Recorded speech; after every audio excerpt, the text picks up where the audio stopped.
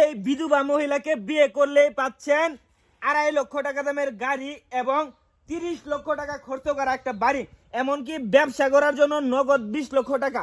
বিস্তারিত শুনবো আমরা তাদের মুখ থেকে। আচ্ছা আপু, আপনাকে যে বিয়ে করবে আপনি তাকে কি কি দিবেন একটু বিস্তারিত আমাদেরকে একটু জানান। আমারে আপনি প্রশ্ন করছেন, আমি উত্তর তো আপনারা অবশ্যই দিতেই হবে। জি জি জি জি জি জি।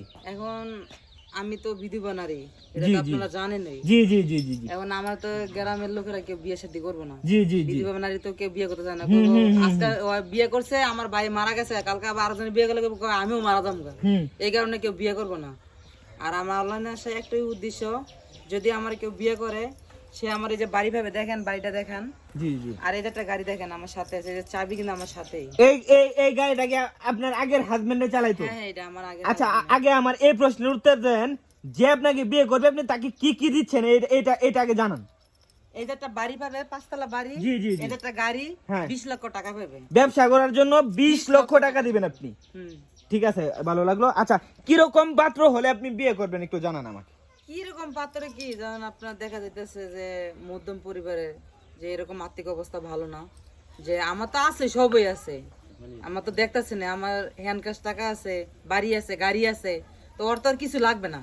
যেমন মধ্যম পরিবার একজন হইলে হইবো, যেমন যে দিনের না দিন খায়, সে যদি আমার বিয়ে করে, তারা আমি একটা যে কোনো একটা দোকান সোকান দিয়ে দিব, সে আর এই যে গাড়িটা পাবে, বাড়ি পাবে, সে এই জায়গায় থাকবে, তার চলাফেরা করার জন্য যেটুকু সহযোগিতা লাগে আমি এটুকু হেল্প করবো।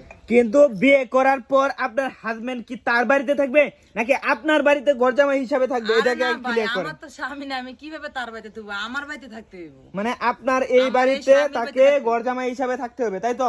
আসার সাথে সাথে আপনি বাইকটা দিয়ে দেবেন এবং একটা ভালো একটা ব্যবসা নিয়ে দেবেন। আর আমার এই যে হাজবেন্ডের যে স্মৃতিগুলো আছে তার মধ্যে আমি দিয়ে দিব, ঠিক আছে? জানি স্মৃতিগুলো থাইকে গেল, বুঝছেন আচ্ছা, না? পিছনে যে একটা যে গাড়ি দেখা যাচ্ছে, এই গাড়িটা মূলত কার? এটাও আমার হাজবেন্ড, এটা মানে এটা সবসময় এইটা দা ও দূরে যায়, তো এই গাড়িটা দা, আর এটা দা বাজারে ও ব্যবসা করতে, তো বুঝতে পারছি। তাছাড়াও আপনার কিন্তু আরো প্রাইভেট কার আছে, ঠিক আছে? এগুলো তার কর মত না, অনলাইনে বুঝতে পারছি। তো প্রিয় দেশবাসী, আপনারা অবশ্যই ওনার সাথে যোগাযোগ করবেন। আচ্ছা, আপনার সাথে যোগাযোগটা কিভাবে করবে? আমার সাথে যোগাযোগ করতে গেলে আমি অনলাইনের মধ্যে নাম্বার দিয়ে দিব, ঠিক আছে? ওই জায়গাতে আমারে পাইবো ওরা। মানে অনলাইনে যে নাম্বারটা দিবেন আমি স্ক্রিনে দিয়ে দেব, এই নাম্বারটাতে কি ইমো নাকি হোয়াটসঅ্যাপ? সবই আছে খোলা, ইমো হোয়াটসঅ্যাপ দুটোই খোলা আছে। ঠিক আছে প্রিয় দেশবাসী, এই অফার সীমিত সময়ের জন্য, আপনারা অবশ্যই ওনাদের সাথে যোগাযোগ করবেন, কিন্তু একটু যোগাযোগটা একটু দ্রুত করবেন, দ্রুত যোগাযোগ করবেন, কারণ বিয়ে হয়ে গেলে অন্য কেউ বিয়ে করে ফেললে পরবর্তীতে যোগাযোগ করলে কিন্তু কোনো লাভ নাই। আর কি মেয়ে মানুষ কেউ যদি বিয়ে করতে না চান, অযথা ফোন দিয়ে ডিস্টার্ব করবেন না। ভিডিওটি যদি ভালো লাগে অবশ্যই একটা শেয়ার করবেন।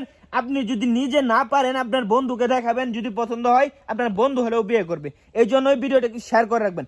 সকলে ভালো থাকবেন, সুস্থ থাকবেন, আল্লাহ হাফেজ।